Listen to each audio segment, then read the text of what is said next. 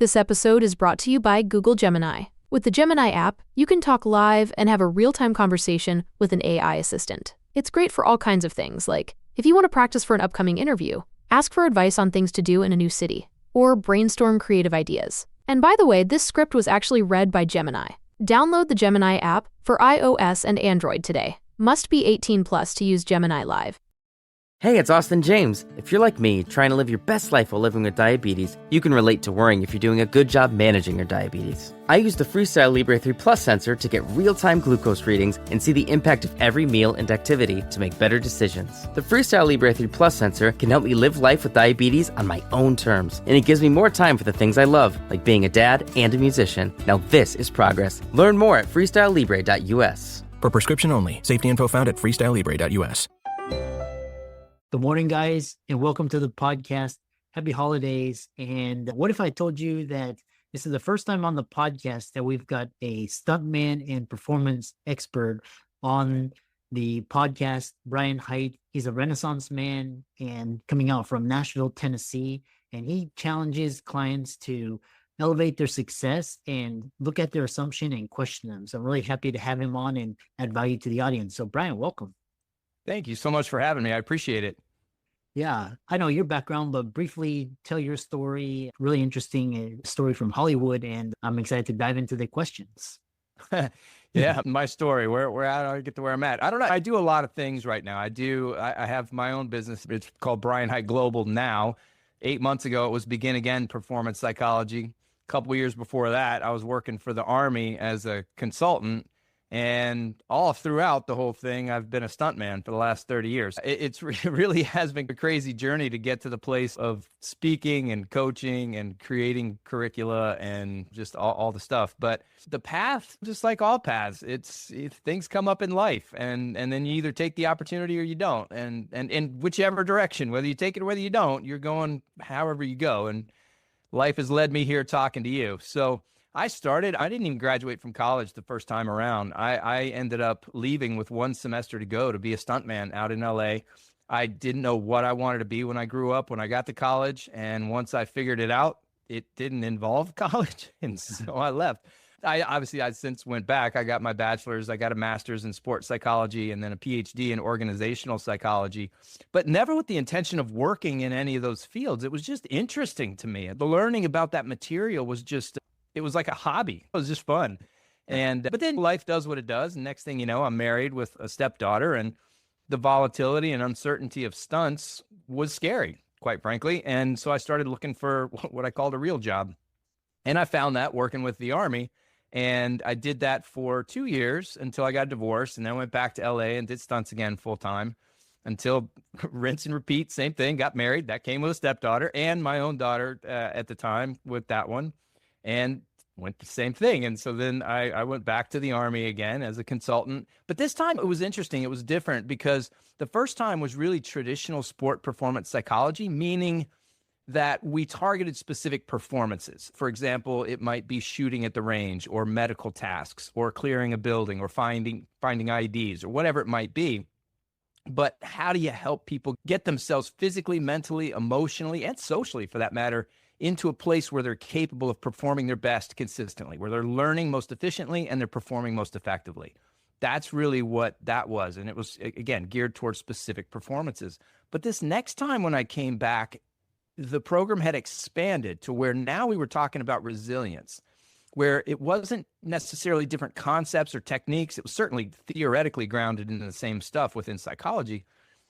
But the intent was different. The intent now was to provide soldiers with resources, with tools that they could use regardless of where they were, whether they were in a performance setting at work, or whether they were talking to their spouses or dealing with their kids or whatever. Because life throws stuff at us all over the place. So how do we have the tools and the resources to handle those?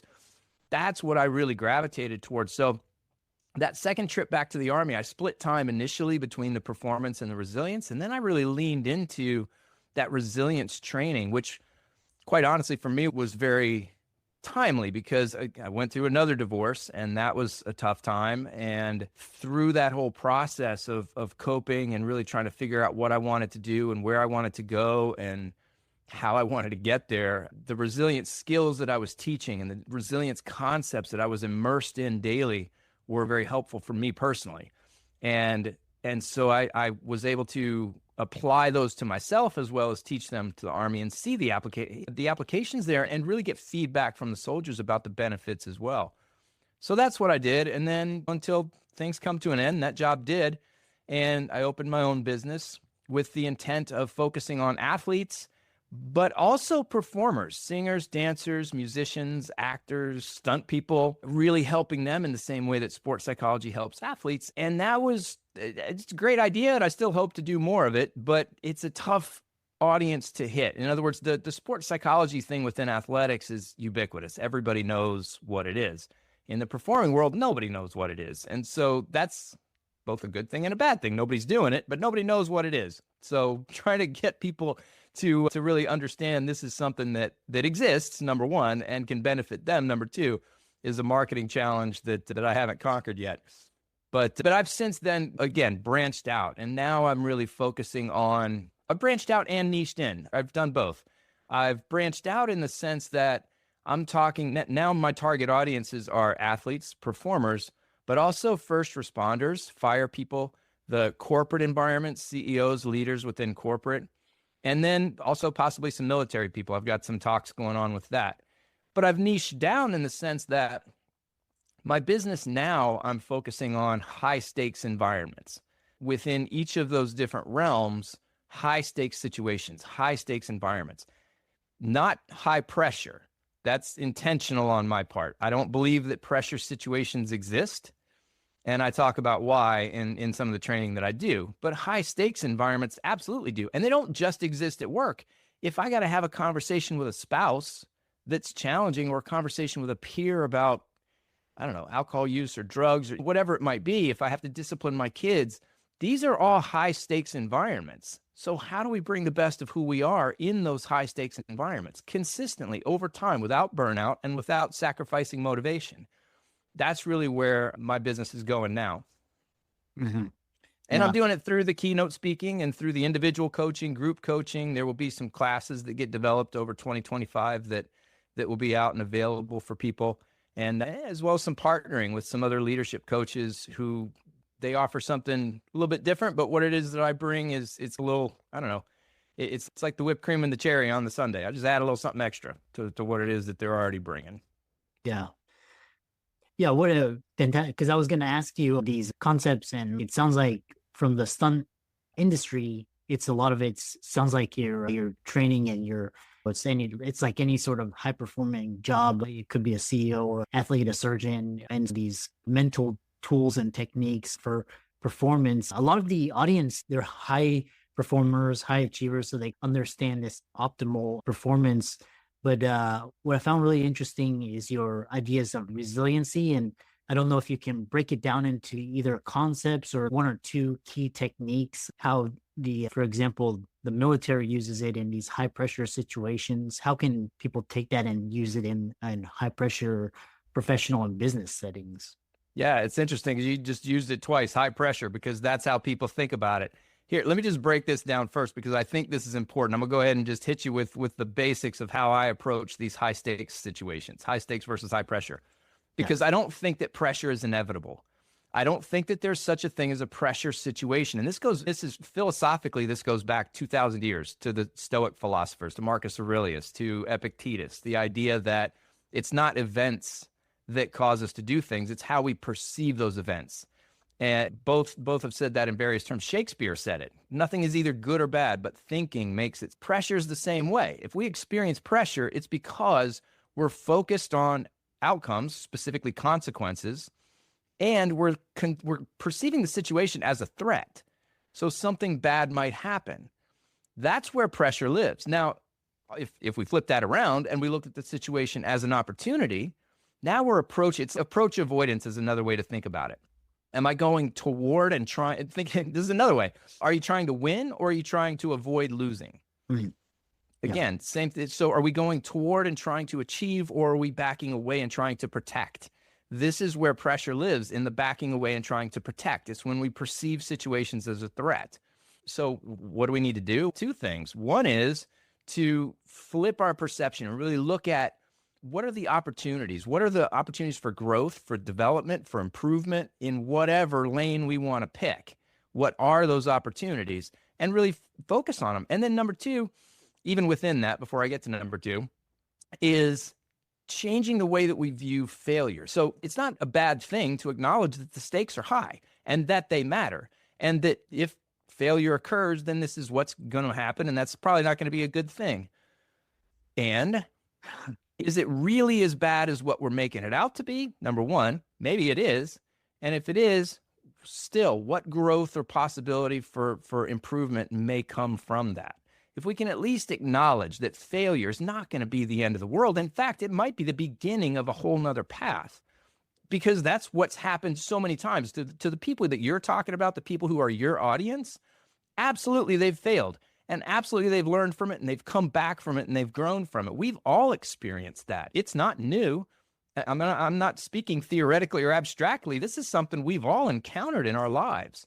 So acknowledging that going into these situations can help us take that approach perspective, that opportunistic perspective.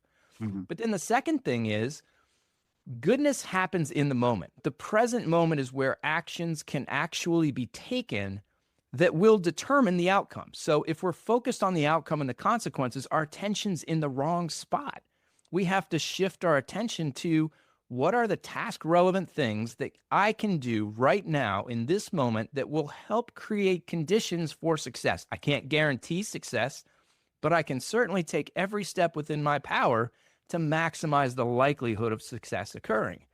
So if I'm experiencing pressure, what that should do is raise a red flag that, number one, I'm looking at the consequences and I'm probably paying attention to what could happen badly and the possible bad consequences of things going wrong. And number two, it should be a red flag that my attention's in the wrong spot. I need to bring it back to now. What can I do in this moment to move me even just a little bit toward the direction that I want to go? This episode is brought to you by Atlassian. Atlassian makes the team collaboration software that powers enterprise businesses around the world, including over 80% of the Fortune 500. With Atlassian's AI-powered software like Jira, Confluence, and Loom, you'll have more time to do the work that matters. In fact, Atlassian customers experience a 25% reduction in project duration per year. Unleash the potential of your team at Atlassian.com. Atlassian. This episode is brought to you by Global X. Since 2008, Global X ETFs has been committed to empowering investors with unexplored, intelligent solutions. Global X specializes in exchange-traded funds that offer exposure to the artificial intelligence ecosystem, including themes like data centers, robotics, semiconductors, and cloud computing. To learn more about Global X's entire suite of ETFs, from covered calls, fixed income, emerging markets, and more, visit globalxetfs.com. Oh, yeah. That's really very sound and key advice. And it's, as I talk to the highest performers, they think and see things differently and exactly as you described. So next question is this building resilience through holistic wellness. And how do you integrate physical, mental, emotional, social to help individuals build resilience? Yeah, that's a huge thing. One of the things that in the literature is very clear is that resilience is essentially a math equation. It really does come down to how many resources we have available to us and that we can use proficiently. Because the more resources we have and that we have available for use, the better able we are to deal with challenging circumstances when they come up. And those resources can be, there are a lot of different kinds of resources. In fact, there's a theory called conservation of resources theory, where if you go into some of the seminal articles from that theory, there are, the guy lists, 20 or 30 different resources. But for our intents and purposes here, some of the resources that are very valuable are physical resources, mental resources, emotional resources, social resources, financial resources. There really are a lot of them. And what I mean by that is physically, if we've slept well, if we're eating well, if we're exercising and our bodies have been taken care of, then we're going to have more energy, and all of that affects the mental. So if I'm focused on, again, we talked about approach avoidance. If I'm focusing on approaching, on the opportunities, on what I can do rather than what I need to avoid, that's an incredibly helpful perspective to take. if emotionally, if I can recognize what types of emotions I'm experiencing and really manage and regulate those emotions, not only manage and regulate, but actually leverage those emotions to my benefit in certain situations, that's incredibly helpful. And then socially, man, for real, nothing is as important in resilience as other people. Other people 100% matter to our ability to overcome and to not only get back to where we were, but to grow and thrive as a result of even experiencing the challenge in the first place.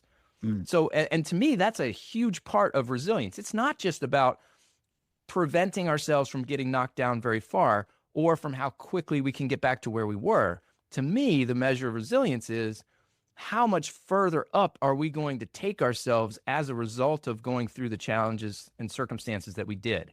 And the extent to which we have these resources available to us will affect our ability to grow and thrive and flourish through these challenges. So for me, the holistic part of that isn't just listing a bunch of resources and saying we need to focus on them all. It's recognizing that they all work together. Like I mentioned before, if I've slept well, then mentally I can focus better. I can process information more effectively. My emotions are less volatile. I don't lose my patience as quickly. And my interactions with others are different. I don't know about you. When I'm tired, I don't want to deal with people. But when I've slept well, I don't mind. I enjoy it. So all of these things move the needle on each other. If you're affecting one, you're affecting all of them. And that recognition does two things. Number one, it acknowledges the wholeness of the human beings. But number two, it allows us to switch and change things, not just in one way. In other words, I don't just have to change my physical well-being by focusing on physical things. I can change my physical well-being by focusing on mental things. For example, anybody who's ever meditated regularly will tell you that there's a difference in your body at the end of it. And anybody who's ever exercised will tell you that there's a difference in their mental and emotional state after they exercise. So you can't not affect the other areas when you target one.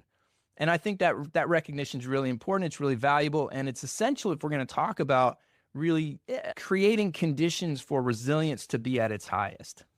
Yeah. Next question is, because I really am fascinated with perception and the way you view things. And I've seen this in especially the Olympic, the professional, the high-performing athletes, the CEOs, in the Navy SEALs as well, the Army. How do you define potential, and what are the psychological factors that influence whether it's realized or remains an unattainable ideal? Yeah, that's interesting. That's a question that'll require way more time than what it is that we have, because I've changed my mind. I've changed my mind on this over the years. In fact, my book is called Begin Again: Utilize the Wisdom of Eastern and Western Ideologies to Achieve Your Full Potential. Yeah. With obviously the assumption being that potential is a real thing and that it is something that can be achieved. I don't know that either of those is true. And what I mean by that is, if we're going to define potential in terms of the best that somebody is capable of, okay, but when? Because we're different. I'm different now than I was 10 minutes ago, and I'm going to be different 10 minutes from now than I am right now. And so my potential is also going to change. It's going to change year to year, month to month, week to week, day to day, hour to hour, minute to minute. So do we think about potential in terms of right now in this performant moment, what is the best that I can achieve? And then measuring whether we reach our potential from that measuring stick? Or is it, like you said, some platonic ideal that exists in the ether of, yes, there is this idea of potential and perfection, or what it is that you're capable of completely achieving at whatever level, but you're never going to get there because it's, by definition, it's an ideal. You're never going to reach it. It's just something to shoot for. I don't know the use of thinking about potential in that way. It almost gets to the Plato-Aristotle argument of Plato's, yeah, it's all these ideals and this is where it is in the world. And Aristotle was more like, yeah, but we're here on Earth, so let's talk about that for a minute. That's the way I think about potential. I think that pie in the sky, yes, this is what you can achieve. I know you have more potential, you have greater potential, you whatever. Maybe, I don't know, but everybody changes physically, mentally, emotionally, socially, every minute of every day. So for me, I guess if I were pushed on what is potential and how is it a useful concept, if at all, I would have to say, let's take a good look at and start becoming better at assessing what our current potential is given our resources and situation at right now. And so after the performance, whatever it might be, I can assess whether I reached my potential or not based on that measuring stick, not some abstract ideal that's out there. Yeah, really. I know we have around 4 or 5 minutes remaining, and you talk about 4-phase approach to peak performance. And what is your 4-phase and how can it be applied to everyday life or business?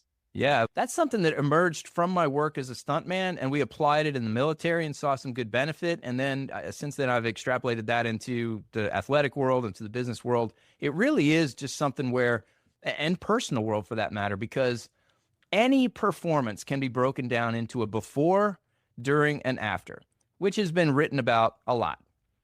But our 4-phase approach, the 4th phase that's in there is a right before. So there's a before, a right before, a during, and an after. And how that's been valuable for me personally, I'll just talk about me just in terms of stunts, because this is where it all generated from out of my mind, is when I show up for a job, I come in, we get a little breakfast, I'll get the wardrobe on, we'll go to hair and makeup, we'll go to rehearsal, I'll learn what it is we're going to do, and all of that is the before. So I'm preparing for what's happening. I might stretch out a little bit, might loosen up, I'm going to meet the people, I'm going to learn what's going to happen, I'm going to create communication, so physical, mental, emotional, social, all of those are being addressed. But I'm not in the performance state that I will need to be in order to do the stunt. So for example, last week I worked on a show called The Cleaning Lady, and Lou Diamond Phillips was the director of the episode. It was awesome. He's a great guy. But anyway, the point is that I'm on this show and I'm hanging out with Lou, and I'm hanging out with the stunt coordinator and the other stunt guys, and we're going through the rehearsal and trying to figure this thing out. I was falling off a sailboat that was on a trailer, falling off and bouncing off a picnic table to the ground. So it's a real thing. Sometimes it's easier than others. This one was a hard one. And so I couldn't spend the entire day in the state that I would need to be in for this particular stunt. So there's the before part where I'm getting myself ready. But then came the part where the stunt coordinator walked across the set and said, "Okay, Brian, you're up next." So all day long, I'd been going through it in my mind and every now and then picturing it using mental imagery and keeping stretched out and making sure that I didn't have a stomach full of food when I was getting ready to go do it. So there was a before part where I was staying prepared. But then when he said that meant it was go time. That meant performance was imminent. Now I shift into the right before. Now everything that is task irrelevant goes out of my mind. I create a bubble. I exist inside this bubble, in the present moment, in the now, only targeting and focusing on anything that's related to what I'm about to do. I'm creating the physical state, the mental state, the emotional state, and the social conditions that allow me to perform at my best when action is called. That's the right before. So it's that transition between just hanging out and living to it's no kidding go time. And that transition is incredibly valuable. It's very important. And when it doesn't happen well, performance can absolutely suffer. And then the 3rd phase is the actual performance, the during. And then the 4th is the after. And that's one that, again, people tend to blow off, but I think it's very important for at least 2 reasons. One is you've just done something that required energy, and that energy needs to be gotten back, right? We need to recover that energy. Yeah. So taking steps to recognize, acknowledge, experience the emotions associated with whatever happened, whether good or bad. We might be very angry with ourselves or frustrated or embarrassed or elated and excited and whatever it might be. But there are some emotions and we need to allow those to happen and to accept them and to experience them so that on the back end, we can do an assessment of, okay, what went right and what went wrong.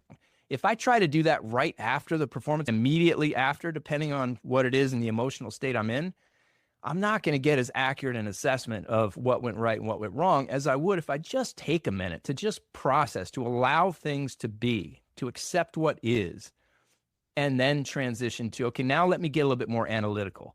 Now let me break this thing down into the pieces of what I want to keep for the next time, because there usually is a next time. It might be immediately, take 2 if you're doing stunts, or it might be next month, next year if you're doing a presentation, but there usually is a next time. So understanding what we did right that we can keep, what we didn't do as right as we would like that we can fix, that's valuable. And taking the time to do that, I think, is important. So those are the 4 phases. Yeah. And which brings me to my next follow-up question is because you have a performance and sometimes you perform optimally and sometimes you don't. And I've seen this especially because I train with Olympic athletes. And what do you do when you poured everything, your heart and soul, it doesn't turn out? And when you talk about this processing, how do you keep from spiraling? Because I've seen even competition you lose and you're just like you spiral Yeah. down. So how do you Yeah, it's interesting because for me, the first thing that I'll ask people is, what is your definition of success? And in terms of athletics, or really anything, I'll put it in broader general terms, is if success is you achieving your goal, that's it, that's your definition of success, then yeah, you're putting yourself in a pretty precarious position, because the only way you're getting any joy or fulfillment out of what's happening is if that outcome happens exactly the way that you want it to. And unfortunately, the real world is we're not in control of most of the variables that will affect whether that goal is realized or not. Other people get a vote, especially in a competition situation. I'm not in control of anybody else or what condition they're in, how they trained, what they're showing, nothing. So unfortunately, we're putting a lot of eggs in a basket that we don't control. And that's just, again, that's creating conditions where you're for sure setting yourself up for problems. So what I encourage people is, all right, let's start creating some definitions of success that we have more control over and that we can experience the joy of fulfilling along the way, so that it's not just this end state. Because if we spend, say, a year training and practicing and pursuing this one thing, and I get to the competition, even if I kill it, even if I'm the best, even if I walk away with the gold medal, I will be very excited for a comparatively short period of time. And then I'm going to be off to the next thing. So we're putting all our eggs in this basket we can't control, and we only get to experience joy in that one short moment. Whereas if we define success differently and really connect it more to who we are, how we pursue, and the journey itself, then we can start experiencing joy on a much more regular basis. And really, obviously, we wouldn't be happy if the outcome that we want doesn't end up happening, but it's not where all the eggs are located. So that's how I feel about that. Yeah. Fascinating. I've learned so much from talking to you and so many insights. If people wanted to reach out to you and find out more about you and work with you, how could they do that? Yeah, well, please, if anything that I've said resonates, if you've ever been struggling with pressure or struggling with motivation or been in performance settings where you felt overwhelmed and didn't really know where to start or how to approach it and prepare for it, please go to my website. It's brianhiteglobal.com, BRIANHITE global.com. And just look at some of the programs that I have and some of the ways that I conceptualize some of these things and how I work with people. And if any of it resonates with you, you can send me a message through the website. You can send me an email at brian@brianhiteglobal.com, or you can just set up a discovery call right there on the website and reach out and we can have a conversation about it. Because I'll tell you, I've personally experienced challenges in all of those areas and in some of the situations that have the highest stakes. I've been in those situations where truly, if I did it wrong or somebody around me did it wrong, one or more people wasn't going to go home, at least in the same condition that we showed up in. And it can be very challenging. So please, if that's something you struggle with, reach out. Let's have the conversation. I'd love to work with you. Yeah, I keep up the great work. And it was really fascinating talking to somebody from Hollywood and performing at the highest levels. And thanks so much. And happy holidays and keep up the great work. No, you too. Take care. Thank you so much for having me.